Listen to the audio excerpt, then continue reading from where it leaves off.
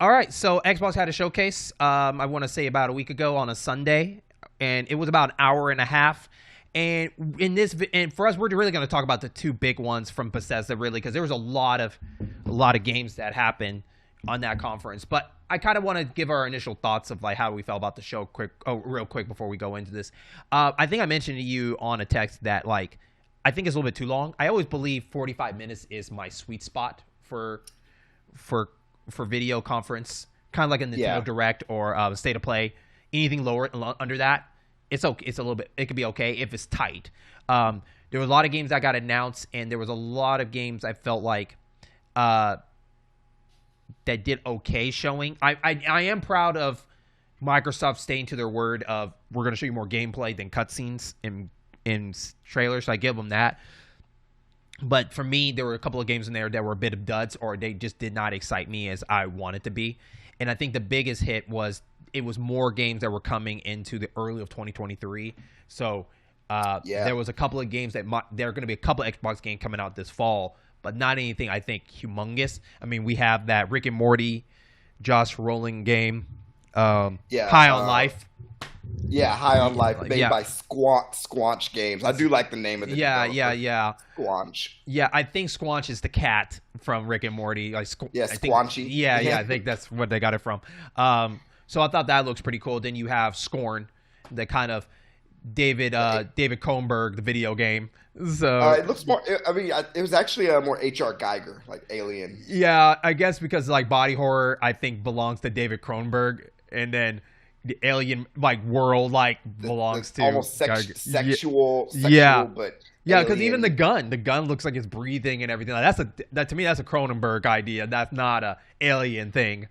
So I might watch some gameplay of that once it's out. It looks like it could be interesting if the story's right, but it also looks like it's going to burn the hell out of your video card as yeah, intense as the graphics are. yeah. But one thing is a plus. Hopefully, till when those games first start out, that's where I think Game Pass is going to be really real bus and worth it.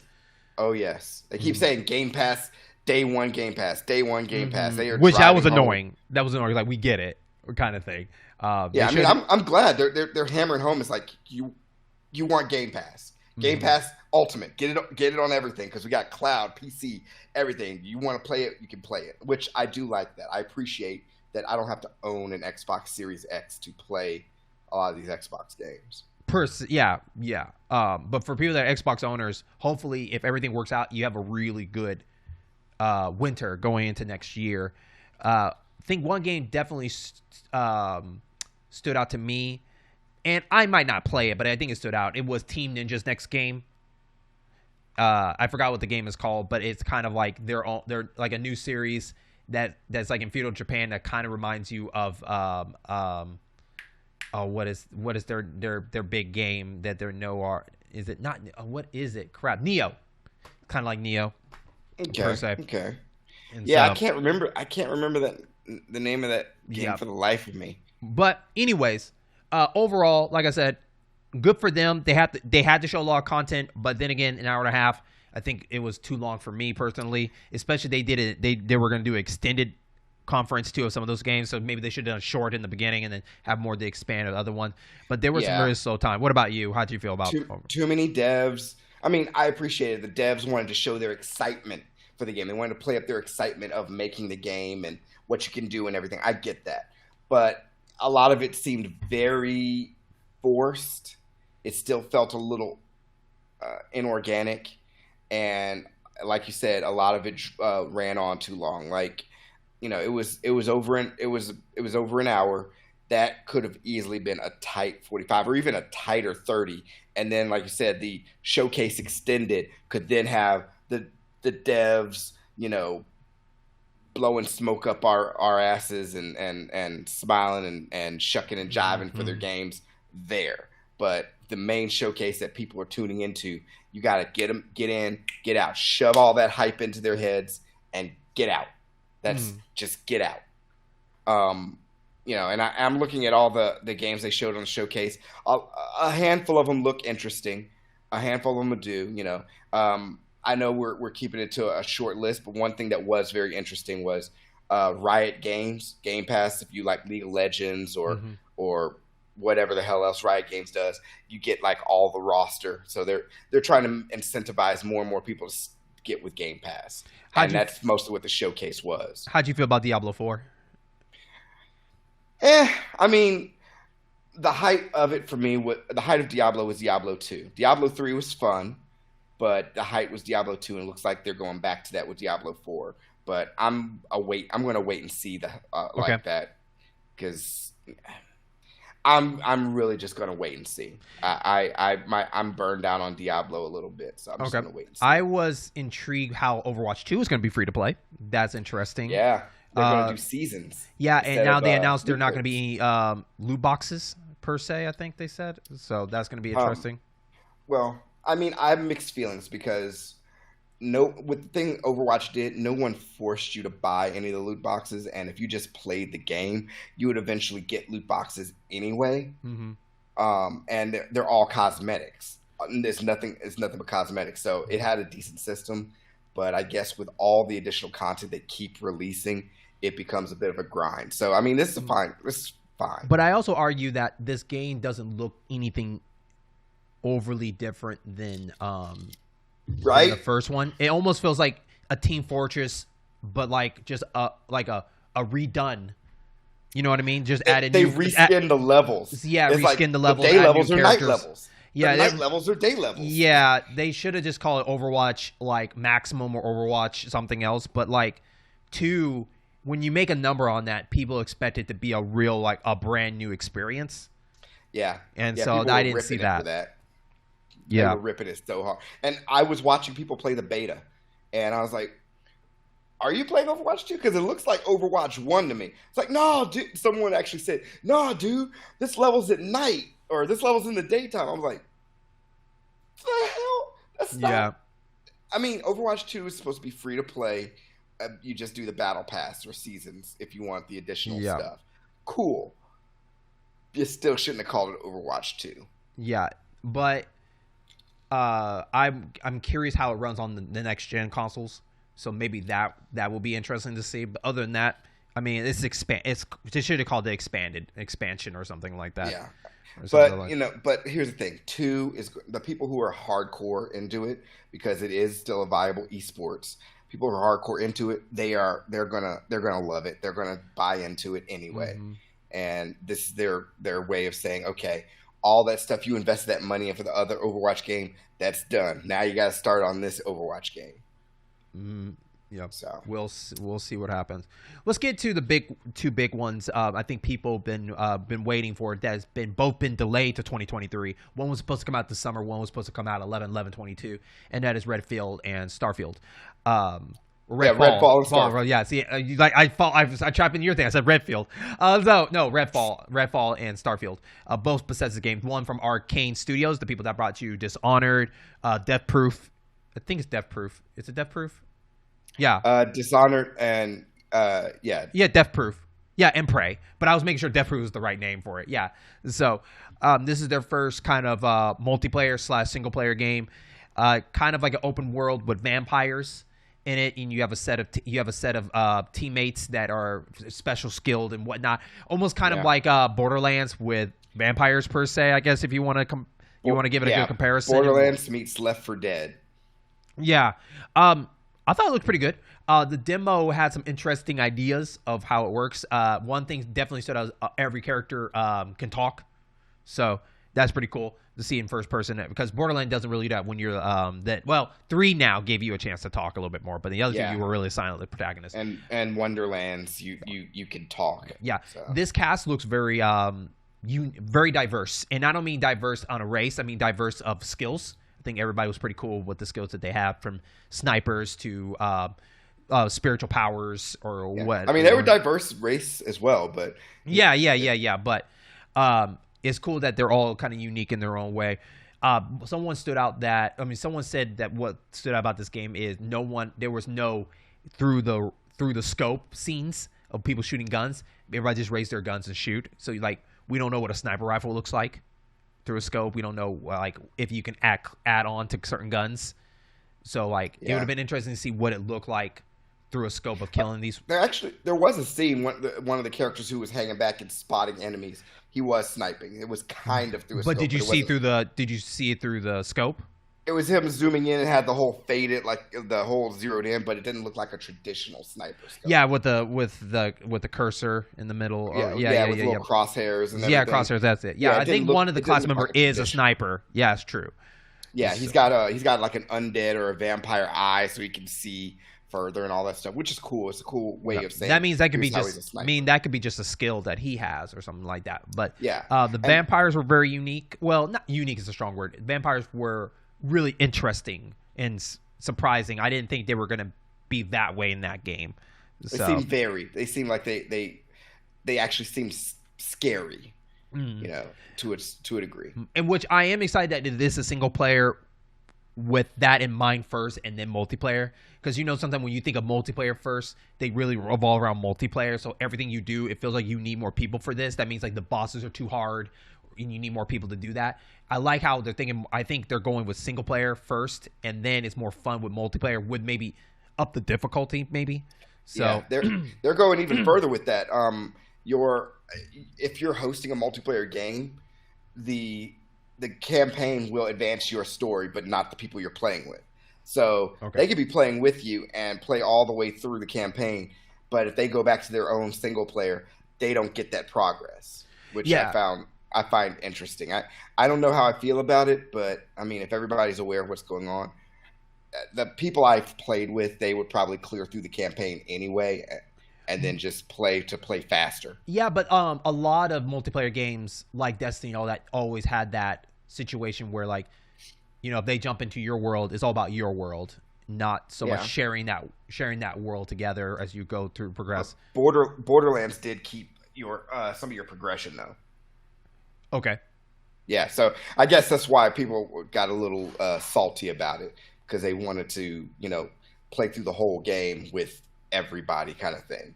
Or like you can for. I think that the payout should be everything that you get from that player's world. You should be able to take it back with you. I think that's the benefit. You probably can. I think that might be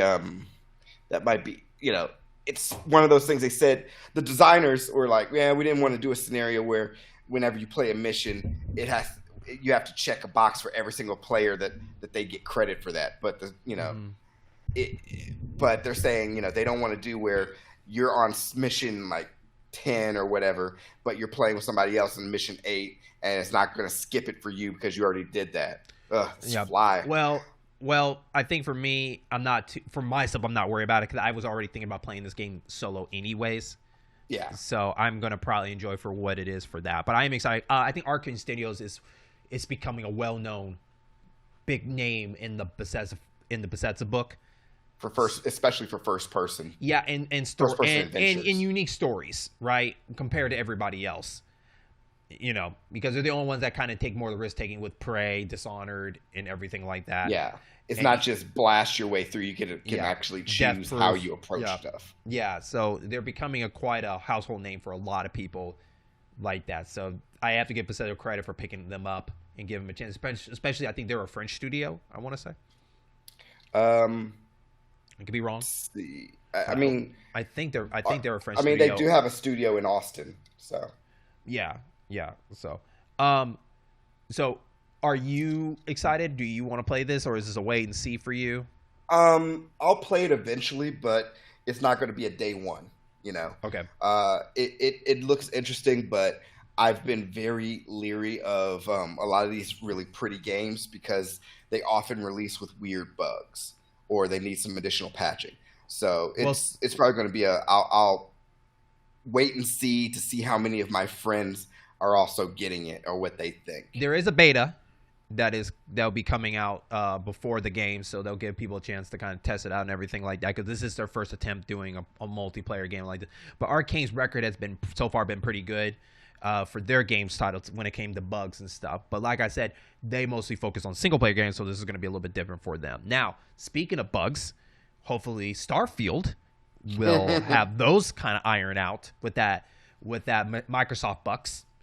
And Starfield is the next biggest ambitious game, besides Fallout and the Elder Scrolls series, where this is now their trinity of it all, taken into space. And boy, they saying that I don't want to quote too much. Maybe I'm paraphrasing. I think they said this is their biggest game they ever done. Is that might be around the ballpark? Yeah, they're aiming for 1,000 different worlds, and it has more handcrafted content than any previous Bethesda game. And I was like, okay, a lot of it's procedurally generated, but it's not just that, which I think was a subtle dig at No Man's Sky. But yeah, 100 star systems and more than 1,000 planets, and a lot of stuff is handcrafted, and it's of course there's always going to be that smart ass is like, it's 1,000 planets. That's too many planets. So I was like, no, it's not. I'd rather have too many than not enough. They're not all going to be winners. And they could have cheated you and used those as DLC of adding more planets and more planets. They could have done that. They could have done that. Yeah, I mean, there's Bethesda's doing in their own way what Blizzard was doing. You have your fantastical world in the kind of in the past. You have your stuff in the far future. So you have your Warcraft, you have your Starcraft, you have your Starfield, you have Elder Scrolls, and then you have your stuff kind of smack dab in the middle, and that's Fallout for Bethesda, and that is Diablo to a degree for Blizzard. So I like that what they're doing. I still want to see more from Starfield. I'm still not hyped yet. So I mentioned in the Sonic Frontier, I asked this question. I'm going to ask this question from here. Do you think they did a good job demoing this game for us? Did you like what they showed? I feel like that, for one, look, I'm not going to say that it doesn't have a lot of No Man's Sky perks in it, right? From the way you scan stuff, the way you drill stuff, the way you fly. I'm not going to act like that doesn't exist, because it does. Which that comes to the question of, like, should they demo something that No Man's Sky didn't do? Or should they demo stuff of areas that we didn't expect them? I mean, they picked up a very dark planet, and the guns were not really hitting the pump. I was actually expecting them to do more of laser guns or something more space in my head, instead of this gun here. More sizzle. Yeah, and I guess for the demo, I wish they kind of showed more of the bizarre or kind of weird stuff that made that game stand out, other than like, oh, we landed on this planet, we're going to infiltrate this base, you can hub fly, all this stuff, you can build your ship, all this stuff. Like, that's cool. But like, building a ship and building your own base, I mean, that's cool and all. But I guess like I was more like, how come we didn't get a tour of like showing us more worlds? Like, sure, you showed us New Atlantis. That's cool. But like, show us more of the diversity of what planets we expect. Like, so far we're only expecting like, is this the moon kind of planet? Hopefully they're not. Or what are we going to see? A forest planet? Are we going to see more hot lava planets? Are we going to see planets is all pink and furry? Like, what are you going to do to stand out from No Man's Sky's planets in that retrospect? Like, if you like, this is the way I think in my head. When No Man's Sky, you had over 1 million planets per se, and we don't expect every planet to be super detailed and unique and everything. But now that this is going to have less planets than No Man's Sky is, are we going to make each planet very unique and not feel like clones from each other? That's the test. That's going to be the test, because No Man's Sky's planets, when it generates the universe or whatever, they're procedurally generated. But once they're generated, they're there. And some of them are funky. Some of them have like perfect ideal climate and different, biomes, things like that.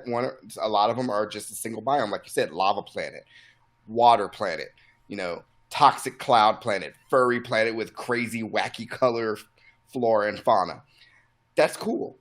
But I agree with you. Starfield should have shown how they stick out, because right now the biggest thing, people are just making comparisons with No Man's Sky, and so far No Man's Sky, they have the benefit of time and a player base, You know, um, I don't know. It's like so far nothing I saw on Starfield, that trailer, was anything that I couldn't have replicated with No Man's Sky right now. Now I know there were some arguments. Like I follow this guy named Maddie, and he was talking about like it's hard to compare those because Bethesda is more of a RPG style, and I like no, I get that it's an RPG style, but what else is this game going to do after you finish the story? How many of these planets are going to have side stories in them? You know, I think Todd did say there's planets that are going to be pre-rendered. You just explore. So, like, is that just going to be just like a planet like No Man's Sky? Like, mostly all No Man's Sky is that you just explore. There's not going to be... What's the hook? Yeah, I personally want, out of these styles of planet, I want to at least go to that planet and know that there's a personal story in there that I can learn from there. Not so much of, here's this one planet, and I'm going there because the relic's here, and the rest is just nothing. Like, I don't want just a plain forest planet of just nothing. I want at least that, hey, there's a couple of stories in there that I can learn from, or I discover something that will open a story up, or something like that. Like, they have to give me something more variety than No Man's Sky is doing, where it's like the biggest accomplishment for No Man's Sky was the fact that they have these pre-rendered planets. You can leave and fly into a planet, all stuff. That's awesome for its own thing. But when it comes to my attention for it, I usually get bored because it's more of like, it's really just live your life. You don't have a path. Well, at least when it first came out. I mean, since then, there's been like 6 or 7 DLC releases that add, you know, more space stations, a storyline, a loose storyline, but a storyline, you know, additional dungeons or scary places, things like it's added a lot of DLC, but not a story driven stories. You know what I mean? Not so much. I mean, yes and no. No Man's Sky kind of has story driven stories, but it's not at Bethesda level. No. Yeah, no, but it's more of go here, accomplish this. Go here, accomplish this. Go here. Here's some more information about the world you're in. But there's no like, hey, there's an antagonist. There's no, you know. You're not getting these stories from these personal aliens. You're talking to these aliens, but you're not doing anything with these aliens. You're not getting character development. Yeah, or these aliens are not taking you they're not sending you on a personal mission that it's bringing a story out. They're mostly like, hey, we need you to gather some items for us. So like I said, I think No Man's Sky feels it's a game where you just live your life. You know, yes, you're meeting people, you're doing stuff, but you're living your life. You're making your base. You're having people come in and help you out. You're basically making your own mark in that world. Bethesda's Starfield does not feel like you're making a mark in the world because it's not open for that, you know, where you can go to that planet and you're going to see someone else on that planet doing stuff. You know, like No Man's Sky. Like you can go to one planet and you can see a base and you're like, oh, that used to belong to somebody else. That's cool. I get to explore it. I don't think Bethesda's Starfield is going to do that. I don't think it's going to be open where you go, everybody's going to be sharing this 1,000 planet together and you go to that planet. Because if that's the case, maybe that would be cool. That if this is limited and everybody has this one particular planet together out of these 1,000 planets, then it could be real bust. People could work together and build a city on this planet. Everything there. But that's hard. That'd be too hard. And the length of this game, you know, is supposed to be longer than Fallout 4. So like what? 30 hours? It's 30 to 40 hours, and that includes all the side stories and stuff. So if you just 100% it, it's like 30 to 40 hours. Yeah. I mean, that's fine. That's still, you know, even if that's like at $2 an hour, you're getting your money's worth. Mm-hmm. And people buy Bethesda games for the Bethesda, like you said, the Bethesda RPG and story experience. Yeah. So with that being said, let's talk about the ship customization. That's cool. It's cool that you can collect certain items and make your ship and everything like that. One of the big things that you said online that you noticed a lot of people are upset is the whole transition from space back planet, vice versa. Yeah. And I think we both agree that's like it's not really that deal breaker. Honestly, to tell you the truth, I'd rather avoid doing space battle in general. I just don't really care for the space battle. And No Man's Sky was not. It was not that to me. That was the weakest of that game is the space battles. I didn't like that. But here, I don't know really what it was for me unless like you can dock on people's spaceships in space and do something with that. Maybe that would be kind of cool. But what about you? Does that Did that stood out to you, or do you want? I mean, I don't care either way. I think the fact that No Man's Sky has to where you can approach a planet and go through the atmosphere and then eventually land, that's cool. That is cool. You can't take this away from No Man's Sky. That's cool. It gives you the full seamless non-loading experience. Mm-hmm. But it's not a deal breaker. And honestly, Starfield, to its credit, Starfield's not trying to out No Man's Sky. You're not going to be able to do that because Starfield, I don't even think it's going to have, like you were mentioning before, a deep multiplayer component, if one at all. So No Man's Sky already has that unlocked. And like you said, an old abandoned base at some planet, and you write down the coordinates and you can get back there, or you go wherever because you're making your star jumps. Mm-hmm. That's fine. Starfield shouldn't try to do that. Starfield needs to tell a story. It has its 4 main cities, like I said, 4 main cities, and then you probably have other things to go to other planets or whatever. Just put Skyrim in space and people will be happy. They will buy it on the PC, they'll mod it, you'll have Thomas the Tank Engine flying through space or whatever the hell, and everybody will be happy. Yeah, Star Wars is definitely going to be up there in the mod. Yeah. That's the thing. That's the biggest thing people want to know is like, all right, Starfield come out so I can get it on the PC, so I can start making mods for it and install mods and play the game that I want to play. Yeah, that's nice. That's story mode. That's nice. But I want a flying Jabba the Hutt spaceship, and I want to shoot Jawas instead of whatever enemy. That's what players are really going to want to do. Is that not what they do on on Skyrim? Skyrim's released on like 38 different console platforms because it's played and modded so much. So overall, I think Starfield's going to be okay. It's going to sell its copies. Yeah, especially for the exclusive for the Xbox and PC. So it's going to be very interesting how that works. The customization of your characters looks unique. And the perks that you have, I haven't had a chance to really look at the perks, but it feels like a Fallout kind of like perks. Not Fallout like perks like that, the style of it. And then also to the guns, the customization guns. I hope there's more bizarre guns. I really hope it's not just cut and dry, just your usual guns that you would see like in a military game or something like that. I hope there's some bizarre fun ones. Because I guess like that's what I guess maybe I want Starfield to be this massive place, but I also want it to take some aspects from the Outer Worlds. The Outer Worlds is... Yeah, because I love the Outer World, and I love how bizarre and how sci-fi shit goes with these ridiculous fun guns that they have in this game. Like a gun that can shrink your head, the gun, like these crazy-ass guns that I would love to see that in Starfield in some shape or form. And that makes me even more excited to know... Starfield is going to be awesome for a lot of people, and I think it's going to be a great game. But as an Outer World fan, I'm excited to see what Outer World 2 is going to do to stand out from Starfield now, right? Because Outer World set this plate of they're showing that they really step by the numbers of you're going to these planets and you're going to certain part of these planets and just the unique stories that you have on it. They were fun. All the characters to me were awesome. The writing was awesome. Tone. Yeah, different tone. A sillier tone. Yeah, because in that world it's all about like, corporations takeovers. So that world is pretty cool with the most bizarre guns. So I'm excited. I'm even more excited like what is Outer World seeing what Starfield's doing and how they want to do to make themselves out, because I think Outer World's going to be big. Not big like Starfield, but it's definitely going to be bigger than their first game by comparison, right?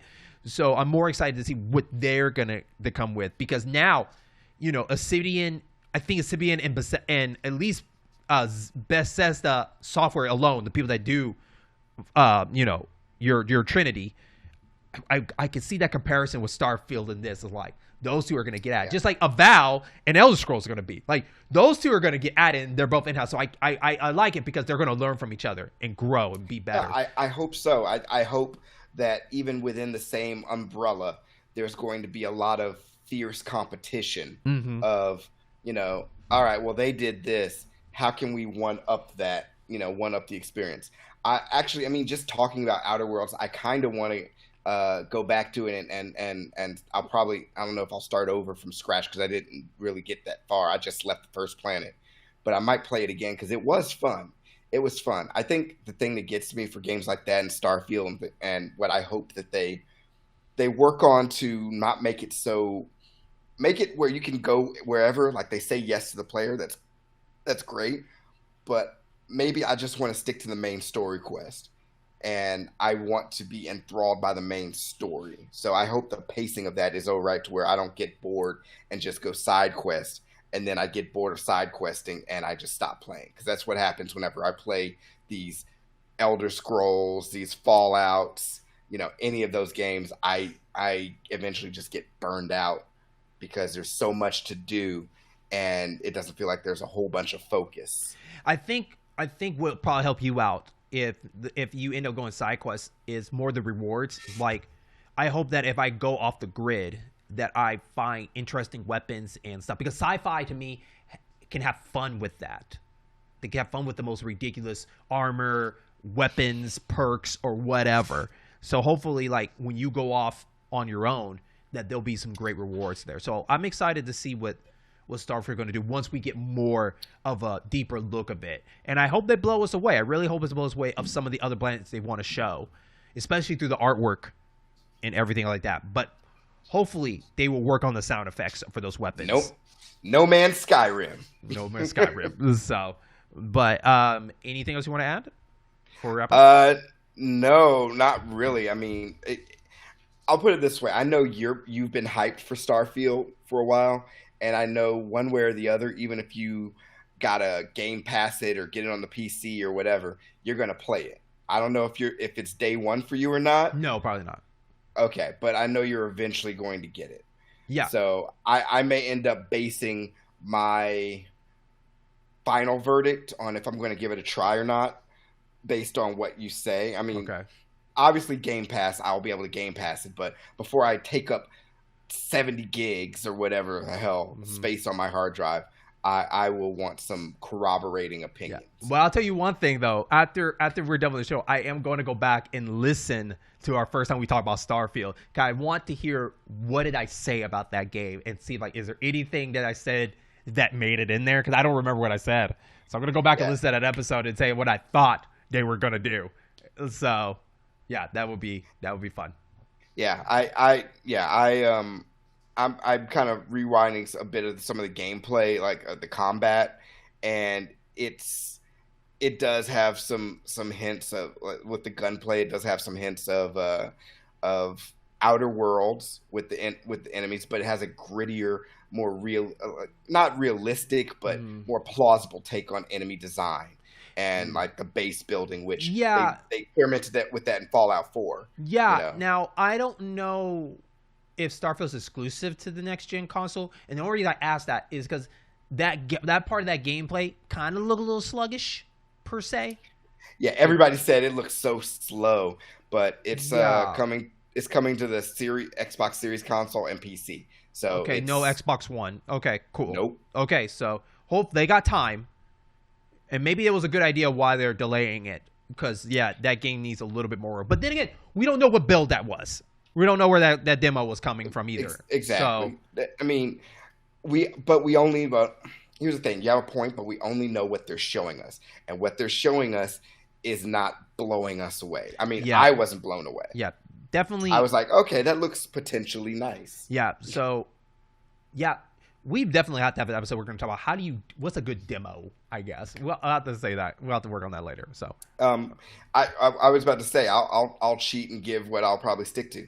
More sizzle. More sizzle. More sizzle. More playable sizzle and speed. Like, I want to feel frantic. You know why the original Left 4 Dead demo was so good? Because it had all the sizzle. It was like you were playing the first level you were playing the first level of the game, and that was enough sizzle in there to get you hyped for the rest of the game. Okay. So, all right.